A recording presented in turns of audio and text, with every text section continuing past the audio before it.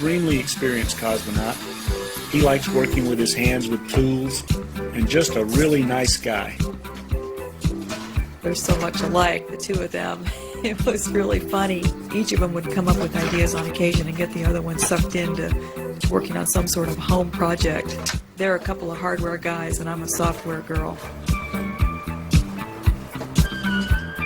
It's great to live in zero-G because you basically can become the world's best sportsman. You can lift up things like these bags of water, which weigh probably over 100 pounds apiece, and just move them like they're feathers.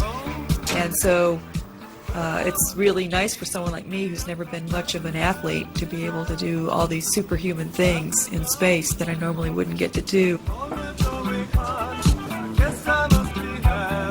The express rack Susan is installing contains experiments that could show us the way to more powerful computer chips or lighter metals. Yuri just discovered one day that the onion had a small sprout growing at the top. So we placed it in a plastic bag with a washcloth wrapped around it. It sprouted, roots are growing. It was nice to have it around, not so much to eat, but just to see a green, growing plant. The mace experiment is how Susan entertained herself on the weekends. Yeah, I really liked working with this experiment. I mean, it was like playing with a big toy. It had moving parts and a brain.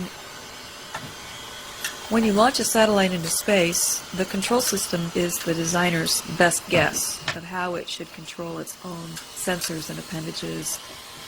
This experiment was trying to understand how you could design a control system to teach itself to work better.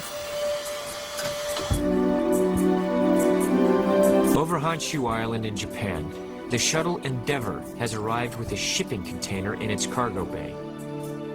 It's one of 3 high-tech moving vans built by the Italian Space Agency. This one's called Raffaello. Inside it, astronauts from 3 countries are at work. Chris Hadfield is Canadian. Yuri Lenchikov was born in Kazakhstan, and Umberto Guidoni is from Rome.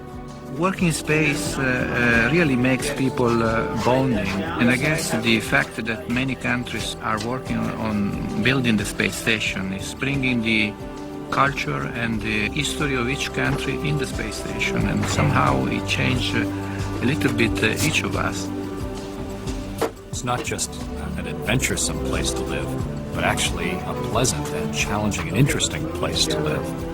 I would really like the opportunity to spend part of my life there. What struck me, though, was to watch the crew that's living there.